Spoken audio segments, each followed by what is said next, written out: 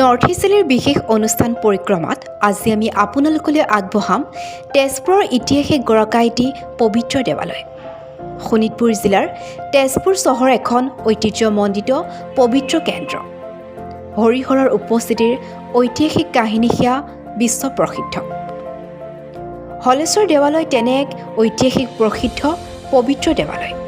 তেজপুৰ চহৰৰ পৰা প্ৰায় 10 কিলোমিটাৰ নিলগত উত্তৰে গৰৈমাৰীৰ সমীপত 15 নং ৰাষ্ট্ৰীয় ঘাইপথৰ দাঁতিতে হলেশ্বৰ দেৱালয় অৱস্থিত। দেৱালয়ৰ নাম অনুসৰি ঠাইখনৰ নামকৰণ কৰা হৈছে নিজ হলেশ্বৰ। ভক্তপ্ৰাণ এই মন্দিৰ।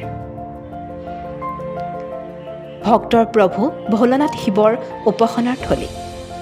আটক ধুনীয়া মন্দিৰৰ মণিকোট। দেখিলে ভক্তিভাৱ উপজা এটি নামঘৰ। মন্দিৰৰ ভিতৰত এটি সুন্দৰ গণেশ মন্দিৰ, এটি হনুমান মন্দিৰ, এটি বিশ্বকৰ্মাৰ মন্দিৰ আৰু এটি শনি মন্দিৰো আছে।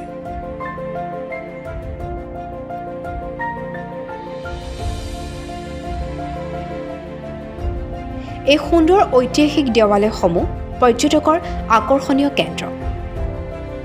দৈনিক যথেষ্ট সংখ্যক ভক্তৰ সমাগম হয় এই পবিত্ৰ স্থানত। পূজা অৰ্চনাৰে মাংগলিক অনুষ্ঠানেৰে প্ৰতিদিনে মুখৰিত হৈ থাকে এই দেৱালয়।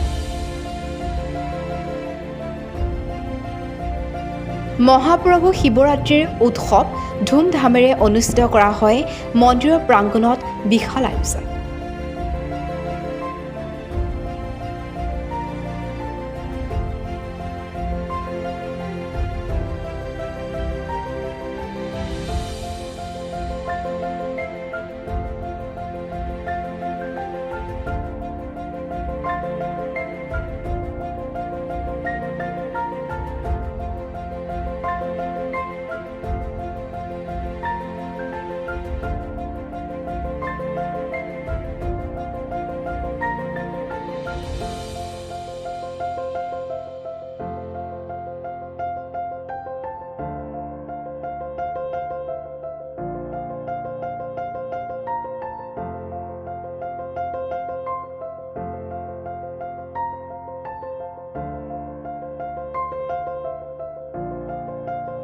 আপোনালোকে এই মহাপবিত্ৰ দেৱালয়খন যদি এবাৰ দৰ্শন কৰা নাই তেনেহ'লে আধৰুৱা হ'ব।